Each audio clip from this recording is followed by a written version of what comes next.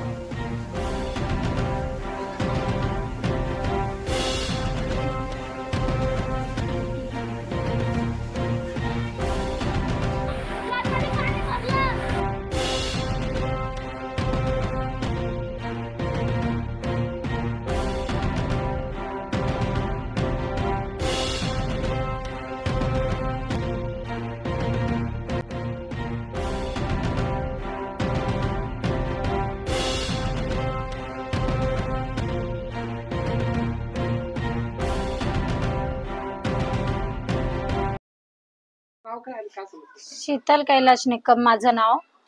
साहेब, आमच्या इथे आज सकाळी पाऊस पडला। पाऊस पडल्यामुळे अर्धा तासही पाऊस नव्हता, पण तरी सुद्धा आमच्या घरात इतकं पाणी होतं की आम्हाला उभं राहायला जागा नव्हती म्हणून इतकं पाणी होतं। भांडे घरातून बाहेर येत होते।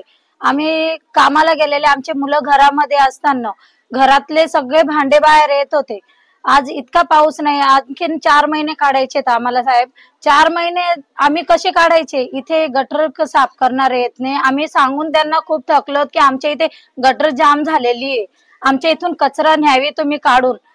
नालीचाही कचरा काढत नाही आणि घरातला आपला केर असतो रोजचा, तो सुद्धा घ्यायला येत नाही। नाही डब्बेवाले येत ना गाडीवाले इथे येत।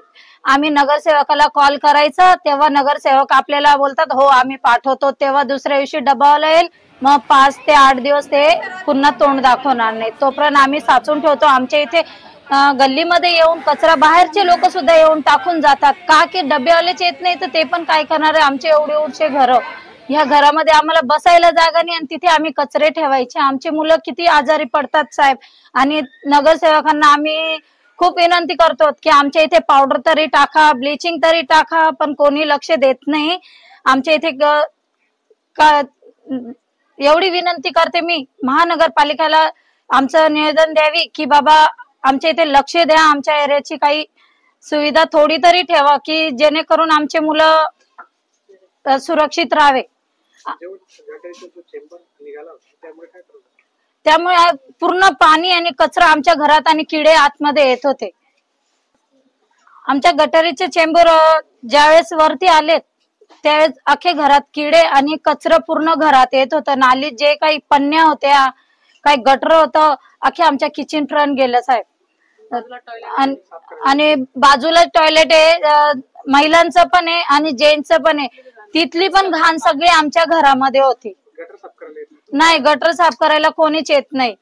आज वर्षातून एकदाच आले असतील आमच्या इथे, येऊन बघून जातात, पण साफ कोणी करत नाही साहेब।